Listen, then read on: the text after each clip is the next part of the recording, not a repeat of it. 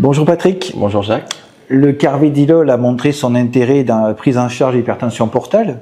On peut toujours espérer améliorer les résultats avec d'autres médicaments qu'on pourrait lui adjoindre. Tu as lu une étude sur la simvastatine.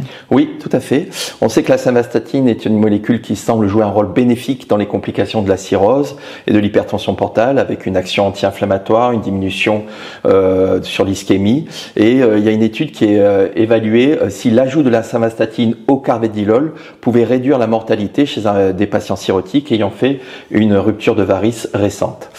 C'est un essai contrôlé, randomisé, ouvert monocentrique, indien, incluant des patients cirrhotiques ayant fait une rupture de varices sans CHC ni thrombosport, randomisé. Et cette étude, il y avait deux bras, un bras de 130 patients où on associait le carvedilol avec la simvastatine à 20 mg par jour, et un autre bras où il y avait simplement le carvedilol.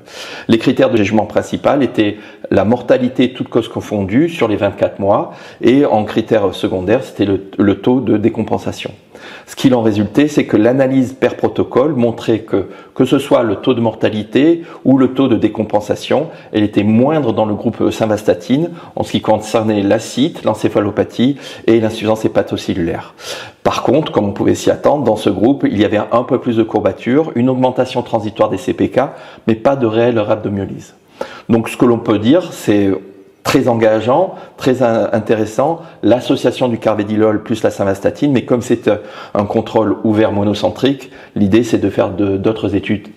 Effectivement, en tout cas, premier résultat intéressant, à confirmer donc. À confirmer. Merci Patrick. Merci Jacques.